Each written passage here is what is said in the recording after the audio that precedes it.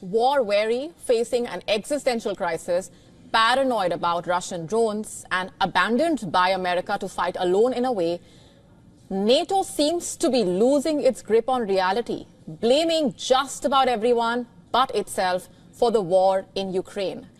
Just have a look at what the NATO chief has said. He is making statements that have no basis in reality. He has claimed that Delhi is on the phone with Putin in Moscow, using that to justify Trump's tariffs on India. In fact, he said Trump's tariffs were having a big impact on Moscow. To quote him here, this means Delhi is on the phone with Vladimir Putin asking, I support you, but what's your strategy? I've just been hit by 50% tariffs from the United States, quote unquote. Now, the question is, are those claims factual? Not one bit. But that did not stop the NATO chief from saying that. And that just tells you in a way how desperate NATO really is today. Anything, it seems, to shift the blame. But today, India has hit back, dismissing the NATO chief's remarks. New Delhi said, I'm quoting here, the NATO chief's statement is factually incorrect and entirely baseless. We expect the leadership of an important institution like NATO to exercise greater responsibility and accuracy in public statements, quote unquote.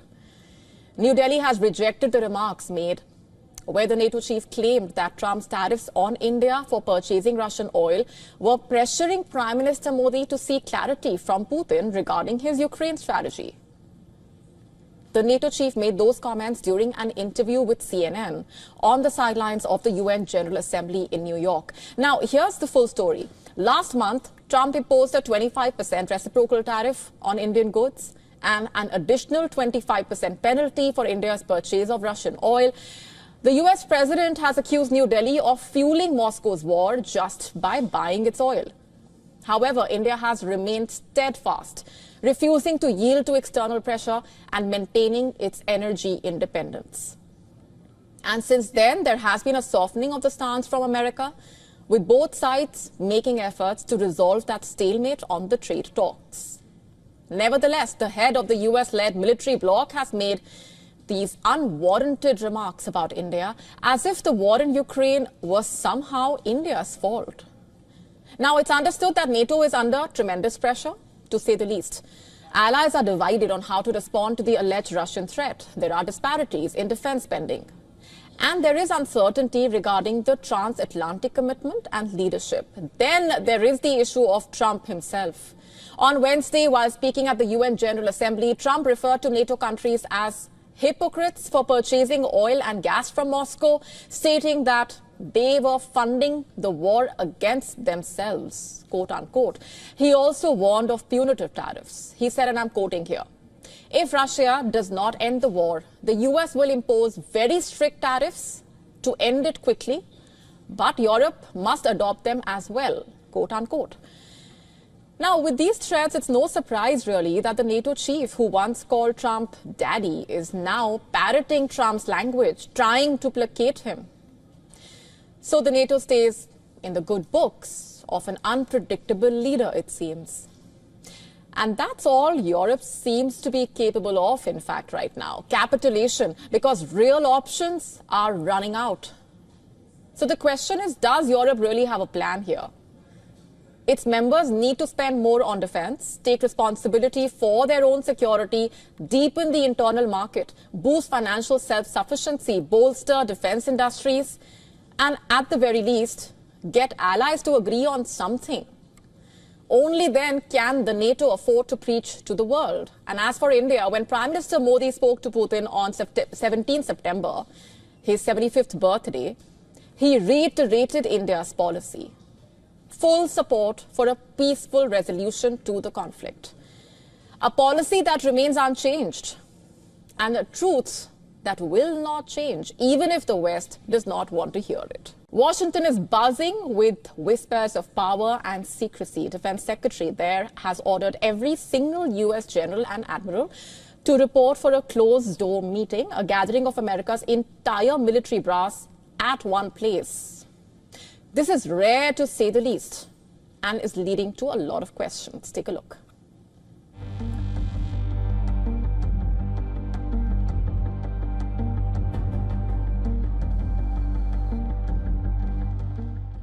a call that has rattled Washington. All generals and admirals of the U.S. military are told to report for a classified meeting at Quantico, just outside Washington, D.C. Pete Hegseth, the Defense Secretary, issued the unprecedented order. No leaks, no agenda, no exceptions. Not for routine war games or cocktail briefings. It seems something tectonic is brewing. With only hours' notice, hundreds of generals have dropped ops, left their posts across Asia, Europe, the West Asia, and hurried home for this unprecedented convergence. Not even those summoned know why. The official line is silence.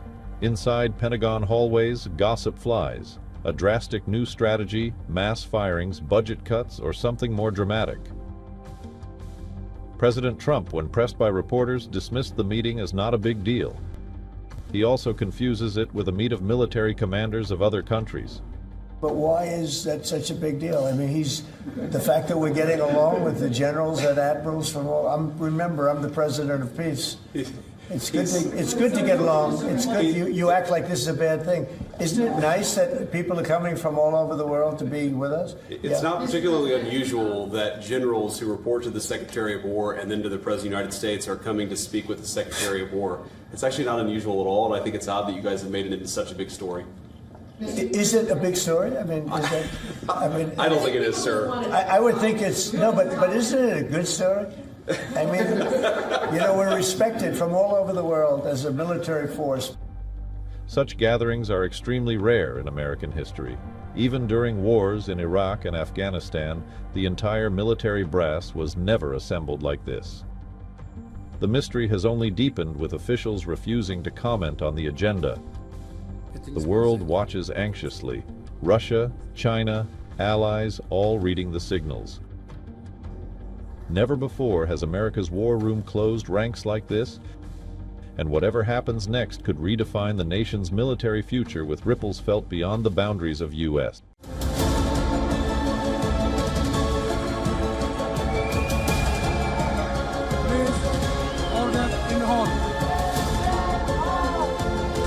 Half the Houthi leadership in Yemen gone.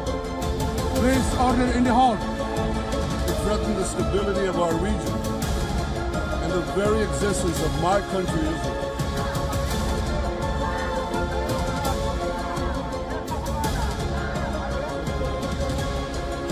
He shouts death to America.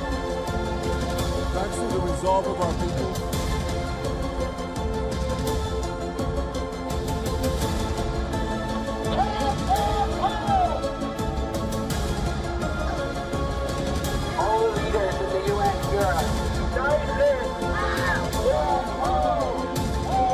this is Prime Minister Netanyahu speaking to you live from the United Nations. The Israeli Prime Minister finding himself cornered pretty much from all sides. And just a few hours ago, he spoke at the United Nations General Assembly, but it was not without its share of drama. Just before Netanyahu took the stage, this is what happened at the United Nations General Assembly. Dozens of diplomats from dozens of countries walked out.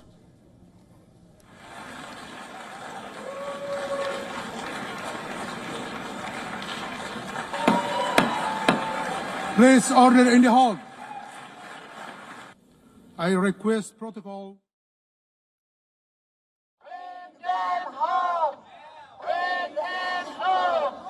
Bring them home! Bring them! To asking you to listen what you... And outside the UNGA, massive protests took place.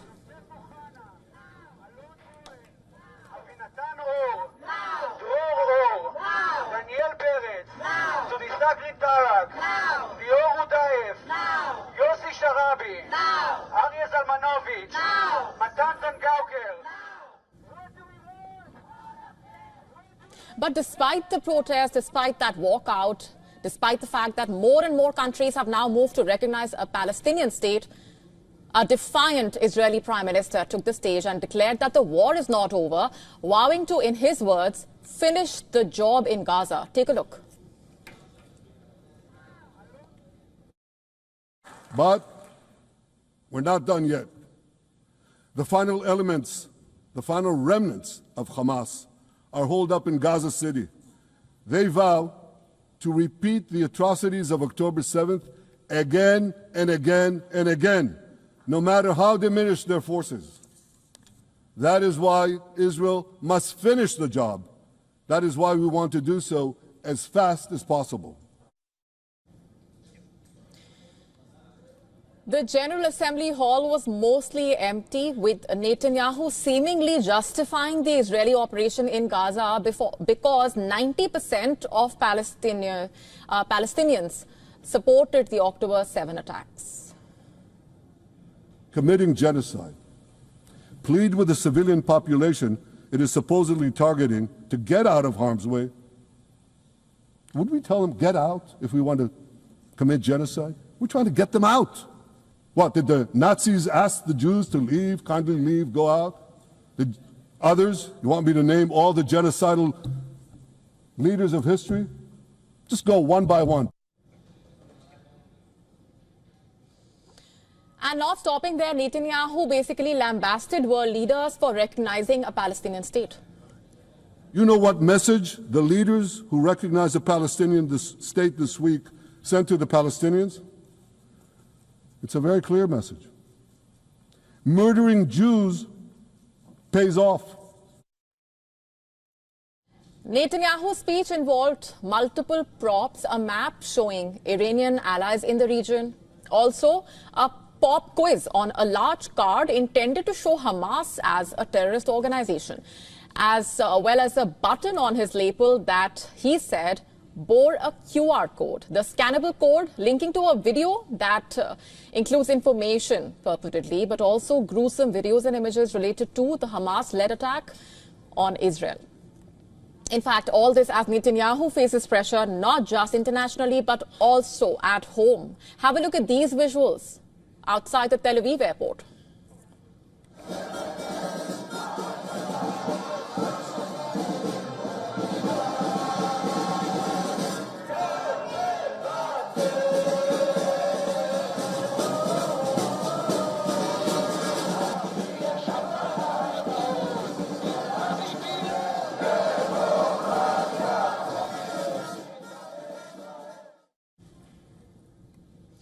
And that's not all.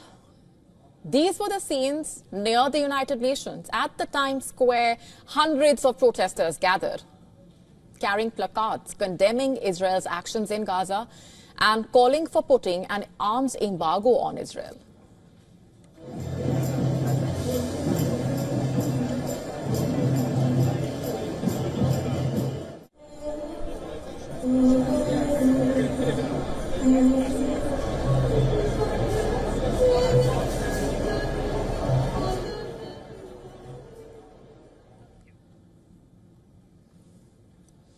And back in Gaza, Israel's unrelentless attack on Gaza continuing. These are the visuals of an Israeli airstrike on a building in Gaza. The war has resulted in the deaths of over 65,000 Gazans. And as more and more countries globally recognize the state of Palestine, Netanyahu's latest journey to New York for the United Nations General Assembly session took an unusually long and complicated path, bypassing multiple European countries, because Netanyahu seems to have avoided airspace belonging to countries that could be compelled to arrest him. And next on the Israeli Prime Minister's agenda is a meeting with the US President at the White House. This is on Monday. And speaking in Washington, Trump remarked about Gaza, I'm quoting here, think we may have a deal. Listen to this. And it's looking like we have a deal on Gaza. And we'll let you know. Mr. President. I think it's a deal that will get the hostages back. It's going to be a deal that will end the war. It's going to be a deal it's going to be peace. I think we have a deal. That'll be number 8, Peter. Not bad. Another story that has sent shock waves across global markets. US President Donald Trump has expanded his tariff regime, this time targeting pharmaceuticals, heavy trucks and furniture. The most dramatic move, you ask? 100% duty on patented drugs that are not being produced in the United States.